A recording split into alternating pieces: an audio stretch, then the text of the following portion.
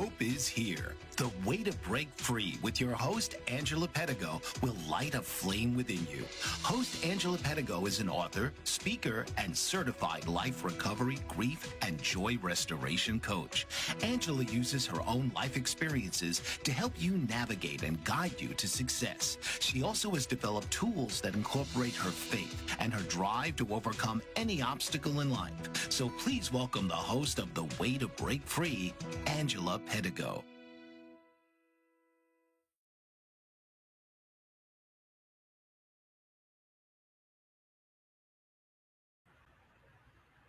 Welcome, everybody, to The Way to Break Free. I'm your host, Angie Pedigo, and welcome to 2025. This is our first episode of the year, so I'm super excited about everything that, AP Ministries as a whole has going this year, and I hope that you guys have a lot of amazing things going for yourself as well.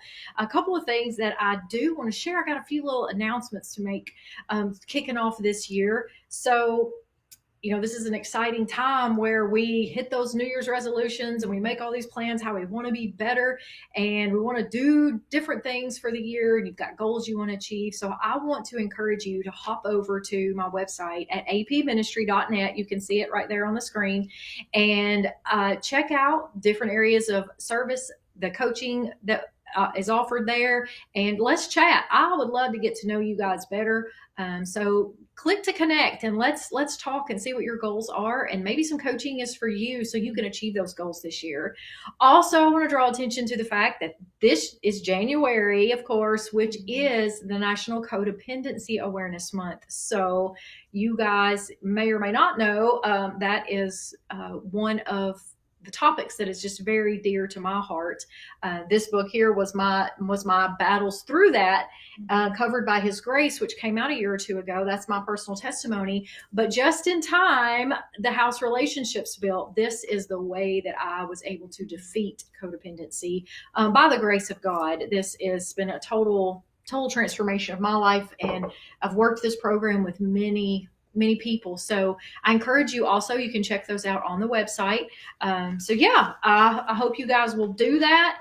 So welcome back to The Way to Break Free. And today, my special guest and my best friend, Briley McPherson, she is with Unbridled Faith. She has been on here before, but it has been a while. So Briley, welcome back. Well, thank you for having me. I just like to add everything that she was talking about at the beginning. If you need coaching, you should really reach out to Angie. She has coached me before, and I haven't let her off the payroll just yet either. So she still coaches me now. Maybe not in, the building or whatever, but definitely if you need coaching, please check out her website. Well, it'd be worth it. I appreciate that very much. Thank you. I wasn't expecting that. You're welcome. I'm just thrilled to talk about everything Briley's got going on. So Briley started a couple years ago. How long has it been now? Yeah, I guess it's been a couple years. Probably 2 years? Yeah, 2 years. She has a thing called Unbridled Faith, and people are loving that. And I almost want her to tell a little bit about it. Tell us what Unbridled Faith is. Okay, so Unbridled Faith is a podcast / Facebook inspirational page. I like to have people on there to kind of like, give their testimonies or kind of tell them what Jesus is doing in their life. And a lot of people that's been on there are small businesses, so I really enjoy them being able to highlight their small business.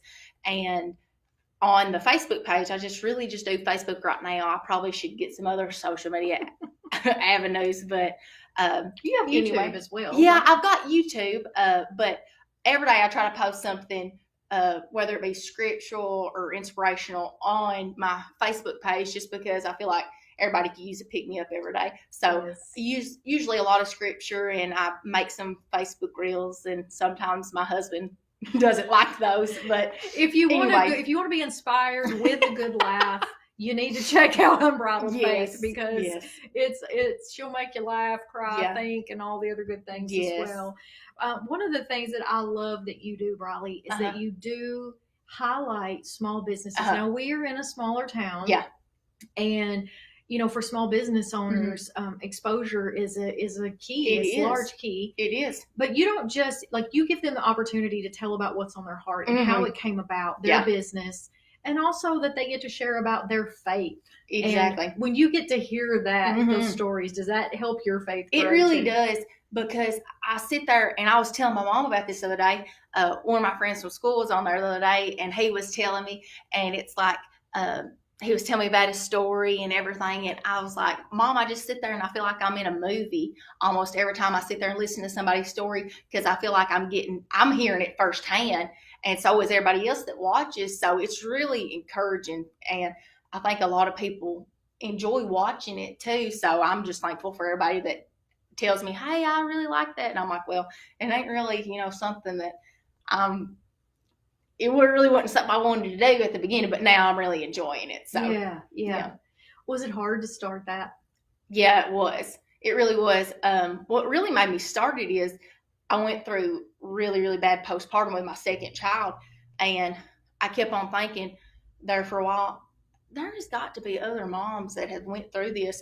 And I thought to myself, I'm just going to record myself, and you was there with me. You helped me through that first episode, and I'm just going to tell my whole story. And if it don't help anybody, that's completely fine. It just got it off my chest, at least to if somebody way wherever needed to hear that, they are not crazy like I felt like I was, from me saying that all these crazy things, maybe that will help somebody. And I really couldn't believe the response I got from a lot of people, and I really appreciated that too. It kind of made me feel like, okay, I guess I was supposed to say that. So it just kind of grew after that. And I think that is one area of service that is maybe lacking, maybe not everywhere, but in a lot of, maybe smaller areas, smaller community areas. Postpartum is real, and it is a beast. And it's, to see people go through it is very difficult. I'm sure it's difficult for family members to understand.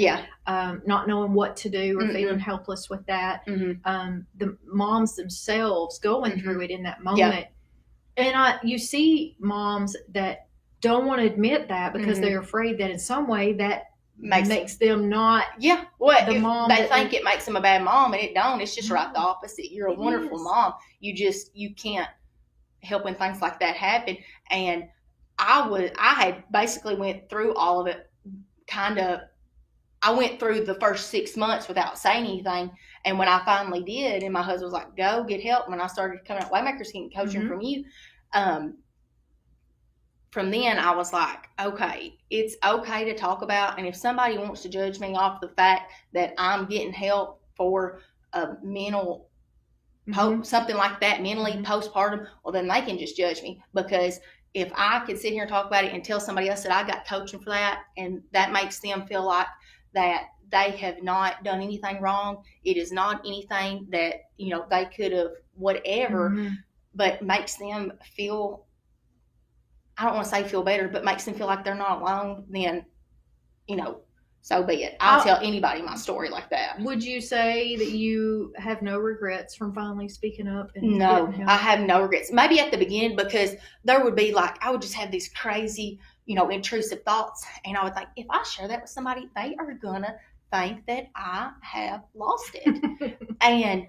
But then the more I got to researching it, and the more, me and you dug into it too, I was like, this happens to a lot of people. Yes. And why are we not talking about this? And your moms, I'm not going to say it would be easier on a first-time mom, but this was my second child. And, I've got a toddler and a newborn, and, my husband's helping me too, but it was extremely hard because trying to take care of them, plus try to figure out what was going on with me. So anybody that says, I need help, no matter if it's your firstborn, secondborn, thirdborn, fourthborn child, get the help. That's actually taking that step to be that good mom. Yes. To say, I need help is a step toward being a good mom, not trying to just shove it down and hide it. Reason I say that, if you had not have reached out when you did, if you hadn't finally said to your husband, hey, I'm struggling, I need help, do you feel like in some ways you might still would be trapped in parts of that today? Yeah, and I think that I would have, for sure, and it would have just grew out of being postpartum, it would have just been depression.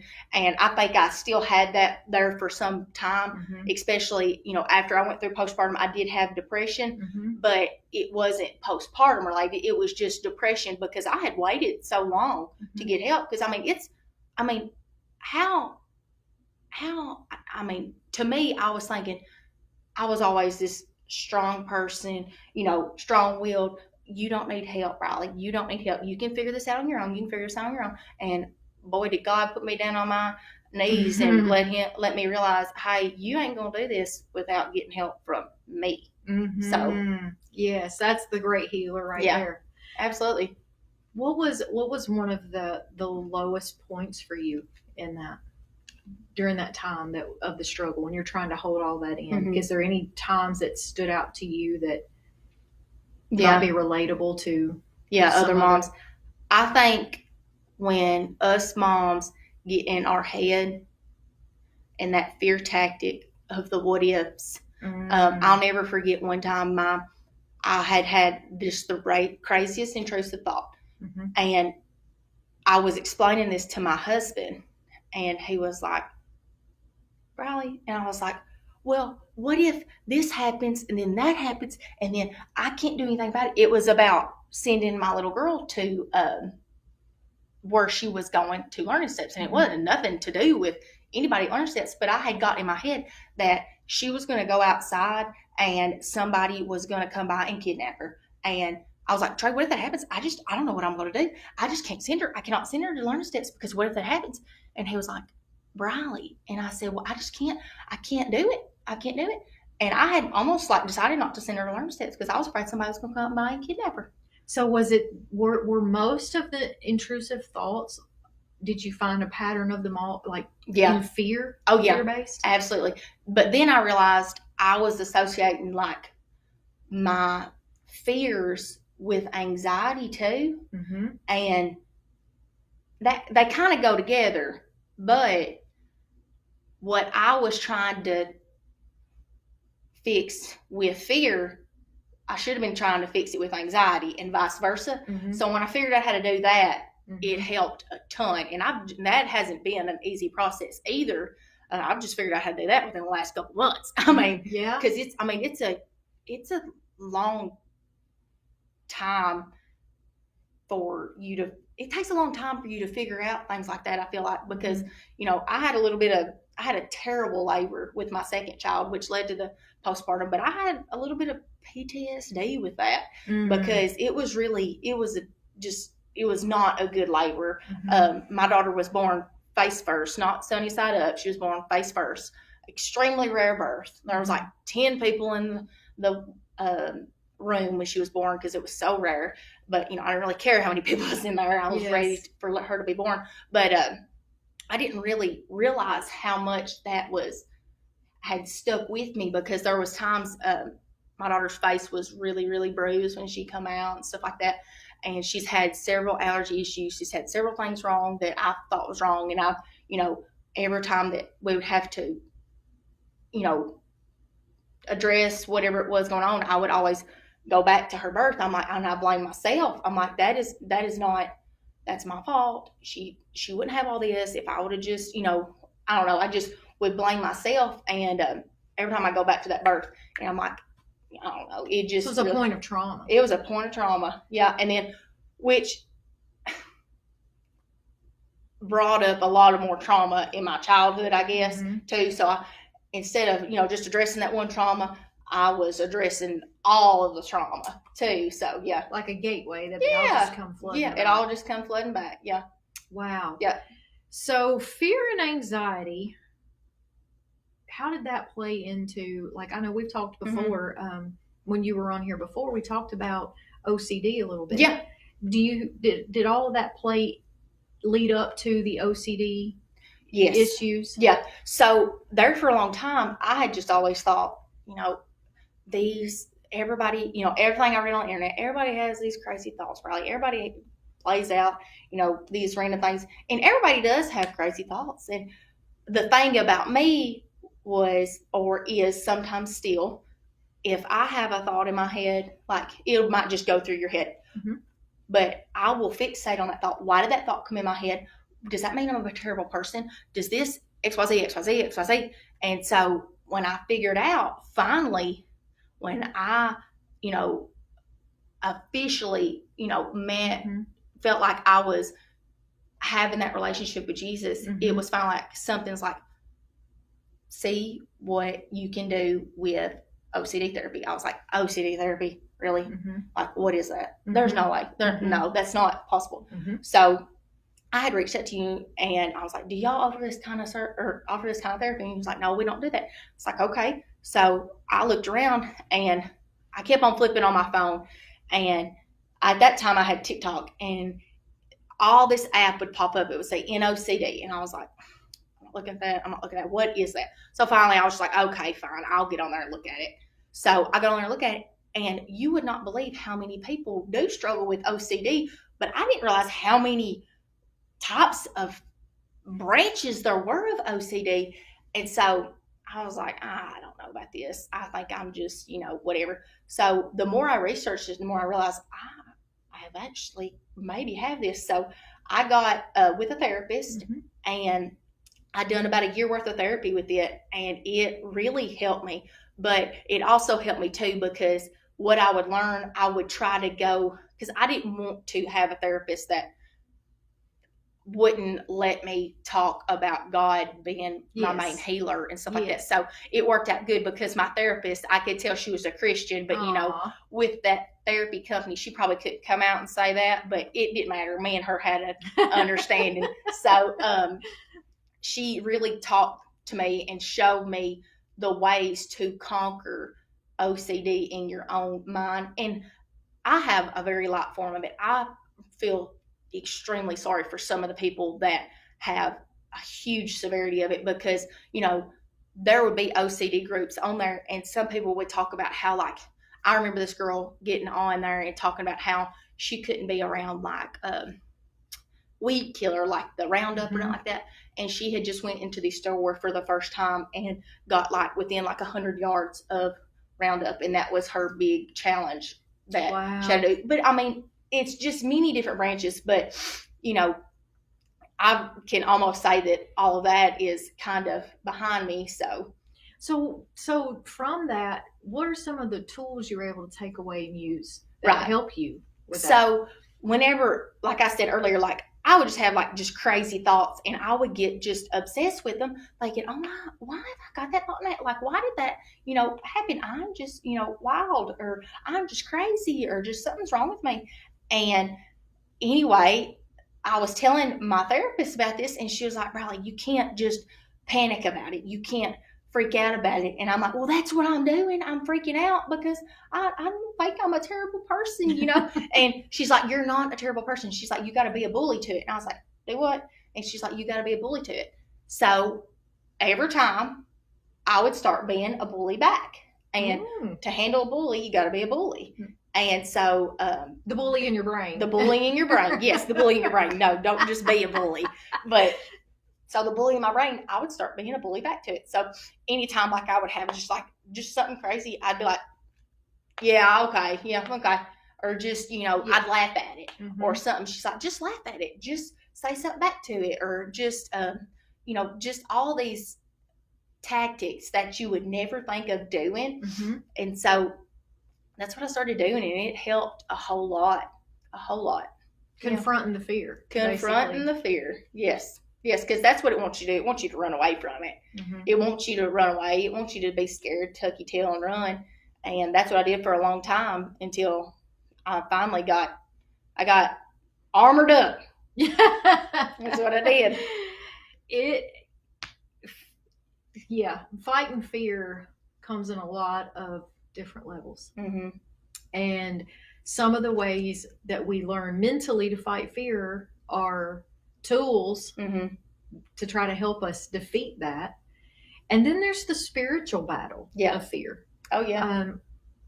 That is the spirit of fear is real. The Bible talks about that. Yep. And we have to learn to fight back spiritually in that way too. And kind of what she's describing to you, if you put it in biblical terms, it would be, you have to face the fear, call it out, Call it out. Yep. Yes. Yep. So from a spiritual standpoint, like on a spiritual journey wise, how has this affected you brought up about your relationship with Jesus and how has it affected you spiritually? I think it's made me a little bit more confident in my walk. Not that I'm anywhere where I need to be, but it's maybe a little bit more confident because, like I said, you put on your armor, you walk in truth and, be more Christ-like. And I think that being in your Bible every day has really helped me a lot, especially, this year. I can tell when I have not been in my Bible a lot, or if I hadn't looked at my Bible app today, or if I hadn't prayed, and just having that connection really makes a difference. Yes. And I know I hear a lot of times people say, oh, you can't blame everything on the devil. You can't blame everything on the devil. And that's true. You can't blame everything on the devil. Sometimes we have thoughts that are our thoughts. They come from like within. Yeah. Within out. Yeah. And then sometimes it's almost like squirrel thoughts. Yes. Like it's an intrusive thought, a thought that you didn't invite in, but it's like just come to you, like just pressing upon you. Like, where did that come from? Yeah. And like a temptation. Well, one of the guys that's really big into this OCD, and I watched him a lot, and he said if you look at intrusive and like an intrusive thought, intruder, you don't want it there, and so that helped me out a lot. And backing it with scripture, you have a thought in your head, line it up with scripture. Oh yes, you know what I mean? Yes. Like fight it back with scripture. That is part of, like you brought up, part of the armor. Yes. The word of God is the sword.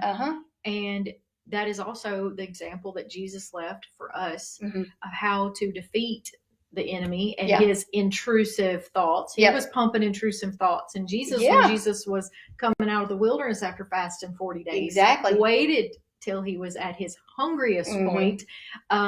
He doesn't tempt us when we're at our peak. He tempts us when we're at our weakest moment because his chances of success are greater. And those intrusive thoughts are the ones, that the enemy presents to us, whatever the enemy is to you, but the enemy presents to us. Yeah. For me, it's like imagining he's prepared this meal. I think you and I've talked about this before. He's prepared this steak dinner, and he's inviting you to come over and sit down at the table and take a bite of this meal of fear. But why are we allowing ourselves to be led to go do that? Just because he throws it at us doesn't mean it's ours. It doesn't mean it's ours to take a bite. And I know with some fear for myself, one of the things that helped me, I don't know if it's ever helped you or not, was that to recognize that just because they're intrusive thoughts, they're his thoughts, not my thoughts. I don't have to adopt them as mine. I don't have to say, oh yeah, that doesn't define me. Right. Yeah. Right. Did you ever experience that? Yes. And we kind of went through that for a while. And I remember, like, if I did have an intrusive thought, it would be like, that's not my thought. That is yours. Get thee behind me. Just something like that. And that, or, and sometimes I just like, Jesus. Yeah. Jesus, and sometimes I still do that, just like or just something going down the road and, road or no traffic, Jesus, and then. That's so funny. Yeah. Well, we're going to pause right here real quick and take a break, and we'll be right back. What if there were a super tiny device that could diagnose the brain and is smaller than a single human hair? What if you could see inside the brain to help an epilepsy patient during surgery or to help the fight against Parkinson's disease? Dr. Patricia Broderick is proud to announce the Broderick Probe, a biomedical and electronic breakthrough.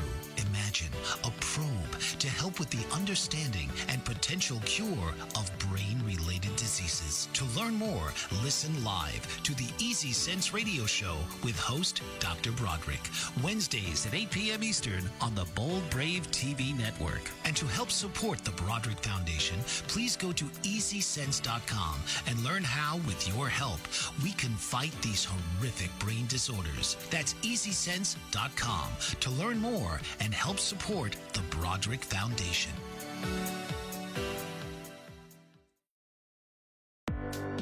Author, radio show host, and coach John M. Hawkins reveals strategies to help gain perspective, build confidence, find clarity, achieve goals. John M. Hawkins' new book, Coached to Greatness, Unlock Your Full Potential with Limitless Growth, published by iUniverse. Hawkins reveals strategies to help readers accomplish more. He believes the book can coach them to greatness. Hawkins says that the best athletes get to the top of their sport with the help of coaches, mentors, and others. He shares guidance that helps readers reflect on what motivates them, rediscover and assess their core values, philosophies, and competencies, find settings that allow them to be the most productive, and track their progress towards accomplishing goals. Listen to John Hawkins' My Strategy, Saturdays, 1 p.m. Eastern on the BBM Global Network and TuneIn Radio. We're back from the break, and in this break, we were having this little side discussion here just a moment ago about different types of fear. Yeah. Now, people fear many different things. Mm-hmm. Some people fear death. They fear failure. Uh-huh. They fear success. Yeah. People have fears of missing out. Yeah. FOMO. Oh, FOMO. Which gets us in a lot of trouble. Yeah. They fear what people think. Mm-hmm. You know, there's so many different layers to fear, categories to fear. And one of them that a lot of people fear is change. Yes. So in looking at all these different types of fears, what are some of the biggest fears you've had to deal with? Well, I think all of us moms probably can relate to this, but I fear like I'm not doing enough for my kids, or I don't want to say fear, but like I feel just if they're away from me, I'm like, they're not with me. They need to be with me all the time. They need to be with me all the time. And I fear that they're going to feel like or I'm missing out, or they're going to feel like I'm missing out from them or something like that. And I think that's a fear tactic. But in reality, sometimes moms just need, an hour, Mm-hmm. And another fear would be fear of failure, feeling like you didn't do enough. Mm-hmm. I know, like after like postpartum, I felt like a failure because I was like, I should have just told them to do a C-section and at the beginning, and being done with it. She wouldn't have these bruises on her face. She wouldn't have all these allergies. Maybe she wouldn't have, not that she has bad allergies, but like she just had a lot of stuff I felt like was from her birth that I felt like I could have prevented. So I felt like a failure. And felt like I could have prevented some of that, fear of change. Change doesn't bother me, but it bothers my husband a lot. I moved the whole couch around the other day and actually sold the couch. And he was like, "What are we doing? You have changed the whole house." And I'm like, "We need to change." And I he's have to say something funny Yes. here. I noticed how you had posted so many things for sale Yeah. on your Facebook page, and I thought, is she moving? I mean, what is she gonna have left? Everything's gonna be gone. Yes, And- yes. If anybody knows me, I have always just been like, I just love, I love thrift stores. I love going in antique stores and things like that. So, if I see something else, I'm like, okay, well, we'll just change, whatever. And so, but my husband, he's right the opposite. He's like, same guy that's got the same duffel bag from when he played basketball that he wants to pack his clothes in when we go on a vacation. I'm like, come on, let me get you something else. He's like, no, it works just fine. But I'm like, okay, whatever, But like me, it's not that and I used to, be real personal about it. I'm like, he's like, you're not ever content. You're not ever content. I'm like, I am too content. I just like changing things around. What's it matter? But he's right the opposite. And that's okay, because sometimes I need to be more like him. Well, a lot of times I need to be more like him. But yeah. So let me ask you this. I'm going to challenge that a little bit. Uh-huh. Do you fear change if it's going to involve the unknown? Yeah, I do fear it, because me and Miss Debbie Holland was actually talking about this morning. She's like, I want it to be my way. I think my way is the best whenever, we're talking about things. And she's like, but God's way is always better. But I want it to be Debbie Holland's way. And I'm like, and I get that because you think you've got it all planned out and how it's going to be. If you think, you're going to go down this path, but then you're way totally wrong because God's got you down a whole different path. And I think it's hard because, you look out in front of you and you see everything that you've got laid out, but then you look out his way and you're going down a tunnel that's black. And whenever he puts those things in front of you, his way, it's hard for us to see it. Sometimes following God into the next season of life, to me, feels like he's just dropped you in an unknown country. Yeah. Where they do not speak your language. Yes. You have no map. Yep. You know where nothing is at. Yep. You don't know what building is where. Yeah. You don't know who's safe. You don't know who isn't. Right. And he's just saying, follow me. Yep. And the only thing that you know for certain is who God is. Yep. And that he won't lead you wrong. Right. But you still have to find him in the midst of the chaos. Exactly. And that is so uncomfortable. Mm-hmm. And we want to, if change comes, a lot of times we want to build a box. We want to, okay, this is the new season. This is what it's going to look like. This is how we're going to implement it. This is what we're going to do. And we all feel good about it. And we're going to operate in this. Yep. But have you ever seen plants thrive in the same pot when the roots are growing? They get root bound. Yeah, they can't go nowhere. They can't go anywhere. The roots can't grow any further. They have to upgrade to a bigger pot, fresh soil, new nutrients. It has to keep being replanted and replanted and replanted. So all of our efforts to try to contain so that we can control, so that we don't have a fear of being out of control or like not knowing our surroundings. I think a lot of it comes from the fear of what we don't know. Most of the time people, if they're trying to control things, it's not that they want to necessarily be the head chief and in control. It's because they fear what they don't know, what they can't control, what might slide in that they didn't see coming, So how does that affect you? I think I have been like that myself because I sit there and think about all the things like, maybe God has put in front of me that I didn't do because of fear. Or maybe, somebody was in front of me at Walmart that was supposed to be there in front of me at Walmart and I was supposed to help them, or behind me at Walmart and I didn't help them because of fear. And I think it's just because we're uncomfortable. And I think once that you are willing to get out of that box, it blossoms. It really does. It blossoms. Yeah. You can grow. Exactly. You can grow. Exactly. If things don't change, they don't grow. Right. You got to change. You got to make a decision to say, I'm doing this. I'm taking a leap of faith, and this is what I'm doing. Yeah. And being willing, that's where that's where we felt like, I go back to that plant. You think about the plant in the pot. We have to be willing to be transplanted into something new that we don't really know what it's going to be like yet or how it's going to affect us. Exactly. And that is very uncomfortable. You're exactly right. People. And it makes me think when you're talking about the flower in the pot, but like when he's telling us that he is the potter and we're the clay, even when he's molding us, think about that, like yourself, like for me, and like the gifts that he's give you, some of them like he's give you and he molded you to be like that. They're not for you sometimes. Oh yeah, they're for other people. They're always for other people. Right. And I had a hard time with that because I was like, though I am good at XYZ, it's uncomfortable sometimes to, do the podcast or, talk to certain people. But then other things that wouldn't bother me might bother, you, or might bother my husband.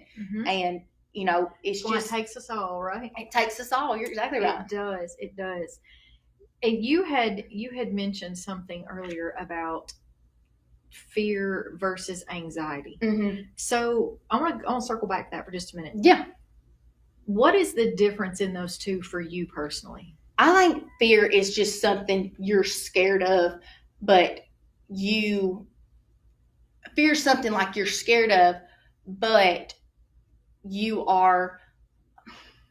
it's almost like, I'm trying to think of an example. Like, okay, for this podcast, for instance, I was fearful of, what are people going to think? People are going to think Riley's getting on there just saying whatever she thinks, that she's only right, whatever. And, that's not it. Mm-hmm. I love giving people the opportunity to talk. Mm-hmm. I love hearing people's stories. Mm-hmm. You grow your faith that way, I feel like. But something that would play on that is the anxiety of, well, I'm going to have to get this for it. I'm going to have to get that for it. I'm not going to be able to, do the computer right. I'm not going to be able to make sure it's all live, or I'm not going to have the money to pay for, mm-hmm. this subscription for that. But I think my personal fear was, what if somebody hears what I'm saying and they think that Briley is, one, a terrible mom because she's getting on her telling her postpartum story? Or what if they think Briley is thinks that she's just knows everything about the Bible, and that is not correct? Or what if Briley thinks that she's just the coolest person, whatever, and that is not it? God gave me the ability. My grandmother, Mama Sue, she calls it the gift of gab. I mean, the gift of gab, and it's just genetic. I've got it, and my daughter's got it, and I can just relate to people, mm-hmm. and finding that instead of the fear mm-hmm. has really helped me. Now, anxiety, I can relate this to, like, if I like an anxiety of just not having the right thing, or not this, or not whatever, make sure everything's right. I don't think that's fear. I think that's just me personally thinking things have got to be a certain way and God's not going to take care of it. Mm-hmm. But usually with that, I can either talk to Debbie Holland and she's like, would you just calm down? Or I can talk to, I just call her my little sister, Olivia. Uh-huh. Belton, and she's like, Riley, I really think it's gonna be okay, but if it don't work out, I'll help you, or like when we've been planning the ladies' day, or whatever it might be, and or I'll say, do you think that sounded okay? Do you think I'm terrible? And Livia's like, no, you're not. It's really okay. So anyway, speaking of ladies' day, uh-huh. So you have hosted an event uh-huh. in the community, for ladies, uh-huh. and you're about to host the second one. And I want to talk about that. Yeah. We're going to jump to a quick break, okay. But when we come back, I want to touch on that for just a minute. Okay, sounds good. What if there were a super tiny device that could diagnose the brain and is smaller than a single human hair?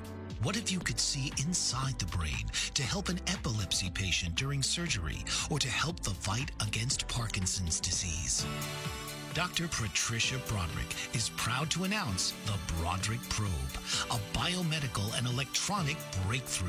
Imagine a probe to help with the understanding and potential cure of brain-related diseases. To learn more, listen live to the Easy Sense radio show with host Dr. Broderick, Wednesdays at 8 p.m. Eastern on the Bold Brave TV network. And to help support the Broderick Foundation, please go to easysense.com and learn how, with your help, we can fight these horrific brain disorders. That's easysense.com to learn more and help support the Broderick Foundation.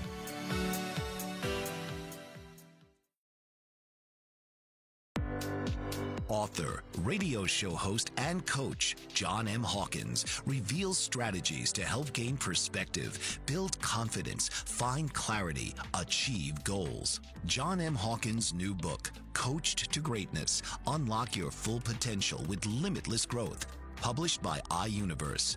Hawkins reveals strategies to help readers accomplish more. He believes the book can coach them to greatness.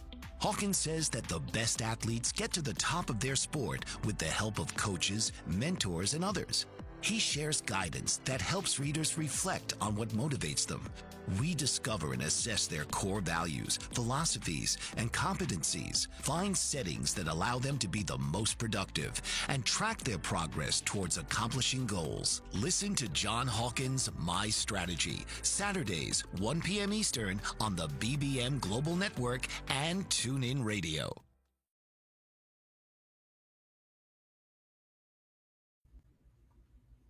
Briley, let's talk about this Ladies' Day. So, what inspired you to do this event?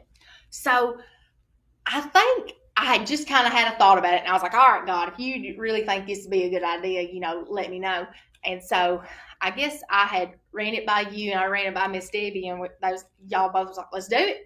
And so, we started planning it or whatever, and I just wanted something for people of all walks of life, all, denominations, all, wherever you might be at in your life, just to feel welcome to come. And I was telling Miss Debbie, I was telling you, I said, I don't want to, have it at any type of church building just because I want anybody to feel like they could come, and that's just how I felt. And so luckily we was able to get one of the buildings here and our community, and it just worked out. And it was the perfect little setup for everybody. And I don't know, it was just really good. I was really surprised and humbled with how many people that came. And I don't know, I think everybody really enjoyed it. I kept on hearing, when is the next one? When is the next one? And I was like, y'all really like this that much? Is it that good? Whatever. And that was another fear thing. I was like, I don't know how well this is going to work out, whatever. But you faced that fear. But I did. I faced that fear. And another gift that the Lord has given me is a good poker face. And so anytime I would get to worrying, or somebody say, where's this? I'll be like, yeah, it's going to be great. Then I'll be like, oh, my word. What are we going to do? But anyway, it ended up working out really good. I had such a good feedback from it. And, shout out to my husband because he helped me do just about all of the moving of the chairs and getting everything where it should be, helping me bring all the decorations and stuff like that. And so he is truly he's my... You have a good one. I have a good one. He's my best friend, and he is always there to support me no matter what I'm doing. And he might fuss and gripe about it for a little bit, but then he'll do it because he loves me. But one of the things that was so beautiful about that day was unity. Yeah. And I felt like God is smiling down on this place today because, that was one of the last prayers that Jesus prayed was that for unity, that they would all be united. And that's still his heart's desires for all of us to be united. And we let the littlest things come between us. There's one thing that we can agree on, and that is Jesus. Absolutely. And the love of God. Absolutely. And, beyond that, like, we can all grow together as sisters in Christ. And it was just absolutely beautiful. Yeah. All walks of life, like you said, all beliefs were present, and it was just beautiful. I think I looked around and I seen Church of Christ, Baptist, Missionary Baptist, maybe a few Methodists. I mean, there was all kinds of different denominations. Because denominations didn't matter. It didn't matter. And walks of life didn't matter. No. I mean, and that's what I said in the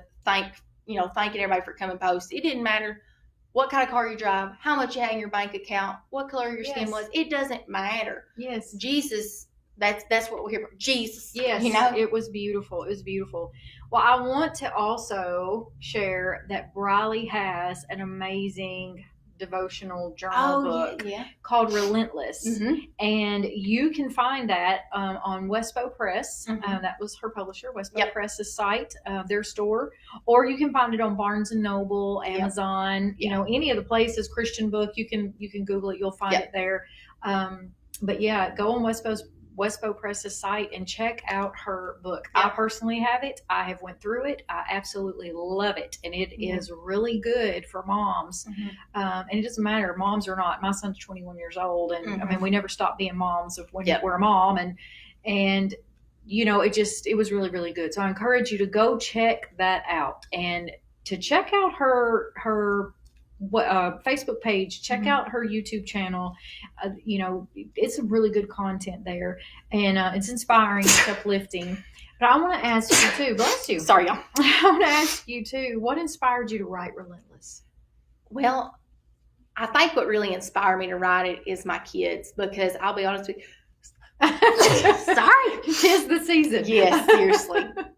I think what really inspired me to write it is my kids and my husband. I had always really enjoyed like little journal books, just like little snippets of people, just little stories and stuff. So throughout, I guess it'd probably been 6 months or a year maybe, I would get these just little snippets in my head, or my kids would do something, I could relate it to something, or whatever. So that book is filled with them, and then it has lots of scriptures that challenges you to work through them scriptures and look at yourself and stuff like that. So I owe all that to God, because I could have never come up with that by myself, because sometimes I would be in there writing and I'd be like, this, y'all challenge yourself, or this ain't how he wanted us to do this. And I'm like, everybody gonna think I am a dumb old redneck hillbilly.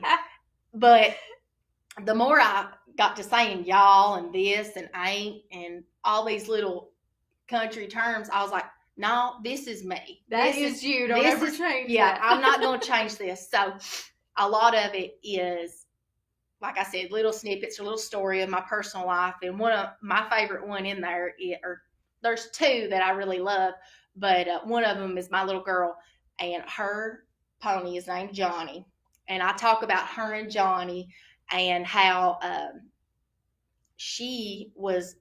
was leading her on the horse, and she was riding her pony, Johnny, and she'd be back there just kicking him away. And I'd be like, Arlo, quit, but she figured out, you can kick the pony, make him go.